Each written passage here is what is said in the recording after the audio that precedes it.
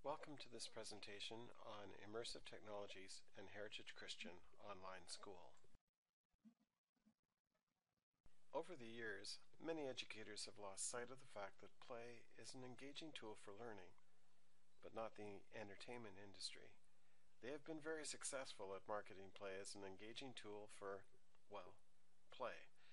And in their battle to win the pocketbooks of this generation, they have also become very successful at winning their hearts and minds as well.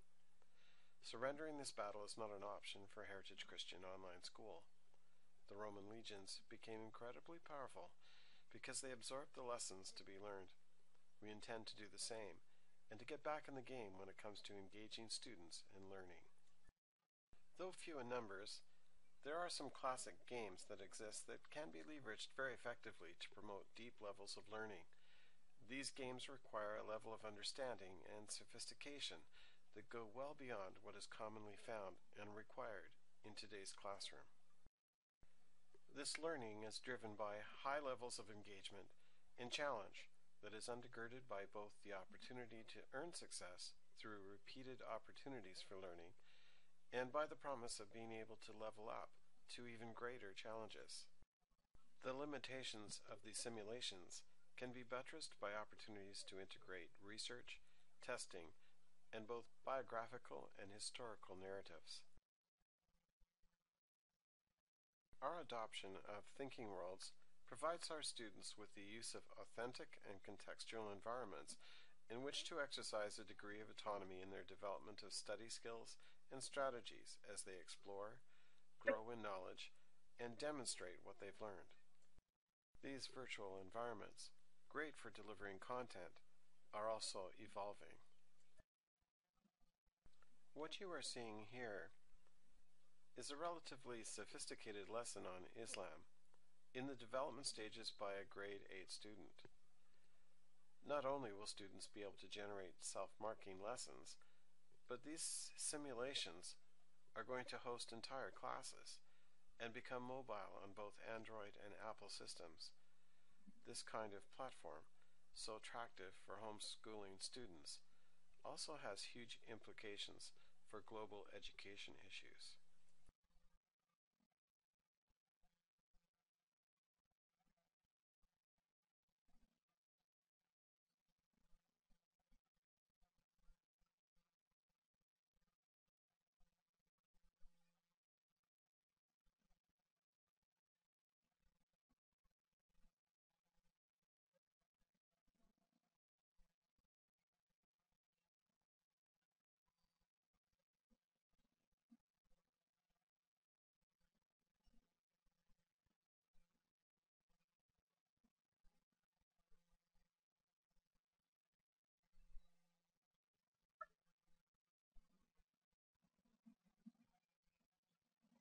The most amazing opportunity that HCOS is seizing upon, perhaps, is with Quest Atlantis. This was developed over the last decade by researchers in the Learning Sciences branch of the Faculty of Education at Indiana University. It was created by educators, for educators. Much time could be spent discussing all the potential pitfalls of having students learning in virtual worlds. The fact is, however, that they have considered them all and created a learning resource that has not only been funded with the millions of dollars needed, but offered to us for free. Using Quest Atlantis on both PCs and Macs, students are confronted with quests that need to be solved in order to resolve a large variety of conflicts. These problems are not easy, nor are the solutions black or white, but the questers must explore the problem, discover the information available, and formulate a plan that takes the concerns and welfares of all the stakeholders into account. These problems may involve West Coast fisheries and the need for responsible farming, logging, and sports fisheries practices. Or the challenge may take place on a Tanzanian game preserve, where the quest to save the black rhino from extinction will have an impact on farmers, nomadic herders, environmentalists, tourism, poachers, educators, and businesses. No solution that favors one group of stakeholders is going to work because of how it affects the others. Another quest may involve trying to better understand the historical interactions between nature and a particular group of humans, and how this influences both the environment and the culture of those humans. Or, questers could be involved in a space mission that involves learning about the various means of saving the Earth from an asteroid hurtling towards the Earth. As in all these quests, students will be challenged to gather the information needed to make informed decisions, and then be confronted by the outcomes of their decisions. Perhaps the crown jewel of our immersive technology program, however, is what the students themselves are doing with the virtual worlds we provide. In Viamus, our virtual antiquities museum, we have students rebuilding the ancient civilizations that surround the Mediterranean. In Viamus, you will find Mesopotamia's first city, the Tower of Babel, and the Temple of Ur. You can also explore the Great Pyramid, or climb to the top of the lighthouse of Alexandria and enter the temple on the Acropolis of Greece. In Rome, you can race chariots around the Circus Maximus. Surprises also await you below the Colosseum and in the public baths of Rome. You can also watch and read accounts by students about the key moments as they unfold in the Punic Wars. Or you can get feedback from both the Romans and Attila himself as he launches an attack against the Romans. In our Canada world, this build is spanned by the CP Railway. The stations themselves become museums for the regions, but you can also explore the Battle of the Plains of Abraham, or the Northwest Rebellion. You can even explore the gold rush town of Barkerville in North. Or you can visit the National Parliament of Canada in Ottawa, or the Provincial Parliament of BC in Victoria.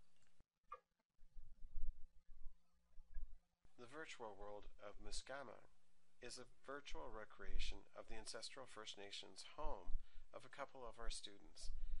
They rebuilt it to include the language, the legends, the songs, and the stories of their people. Basically, a trip to this world is a journey into the past and a resurrection of their history and culture. There are other worlds too, such as Medieval World, where one can learn of European conflicts, including the Spanish Armada. Trek World is a futuristic world, housing student and staff offices. There are conference centers there, and even a classroom on the bridge of the SS Enterprise. There are other amazing virtual worlds as well, created by our students, but we are also creating builds and worlds for them to use. We now have enthusiastic classes of students meeting in a castle for their study of Romeo and Juliet and for Les Miserables. The build that we're looking at here is called Language World. In it you'll see a school in the distance, fully functional, along with a swimming pool, diving boards, a bank, city hall, and as we look to the left you'll see a police station, alongside it a fire hall and a post office. All of these complete with all the things that you would expect inside of such kinds of buildings and activities. To the left is an art museum housing the works of French Impressionistic artists. There's a winery, the general store beside it, Japanese restaurant, bus depot, and behind that a farming area with fruits and vegetables, the animals, along with open market and the farmer's house. Beside it is the museum with barbecue in the background and a recreation area complete with a baseball diamond, and in the background you would see a mountain covered with snow for skiing. To the left is an amazing space museum. It also has a racing track here and an area for boating. Here's the mall, complete with all kinds of things that you'd expect in a mall, including barbershops, pet stores. This is the skating rink, where you can go skating and even play some hockey. The air park, where you have planes that fly, and in the background there, a game park, complete with all the game animals from Africa and North America. Even an aquarium in which you can go swimming with the sharks. To the left here we have theater students can act in, and behind that kind of a hardware area for doors and pools and those kinds of things that the students would want for their home. And of course, the same kind of software that we're using to record this is the kind of software that we use to record the interactions of the students here. They're expected to have memorized all the items that they have in their homes, or they don't get to keep them. There's a restaurant, 50s theme, children's park, a town center, a functional movie theater for watching French movies. There's also a very nice subway system here that undergirds the whole system for transportation along with the buses. Funeral parlor, doctor's office, dentist, pharmacy, the Catholic Church along with the graveyard, and of course all the stores that the French inhabitants would go to shop in. As we round the corner, we come to Lavale Square, where the citizens would meet and cultural activities take place, including outdoor painters, and if you noticed, a horse and cart that will take you for a ride around the square. As we go into the restaurant, you'll notice it has the kind of ambience that one would expect from a French restaurant. And as we head up the stairs, you'll see that no effort's been spared in trying to make this as authentic as possible. It should be noted that the items that you see, if you click on them, are tied into French sound files, so the students can learn about all the words and vocabulary that's here, and of course become immersed in not only the language but the culture as well. Hope you've enjoyed this tour. Thank you. This is Summary Activity 1 Part A. C'est un homme. C'est un garçon. C'est une fille. C'est une femme. Activity 1 Part B. Le garçon court. La femme boit. La fille mange un sandwich. L'homme mange une pomme.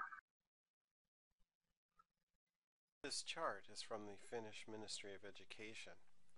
Change is coming, and we need to be ready. And with our immersive technology program, Heritage Christian Online School is making every effort to do so.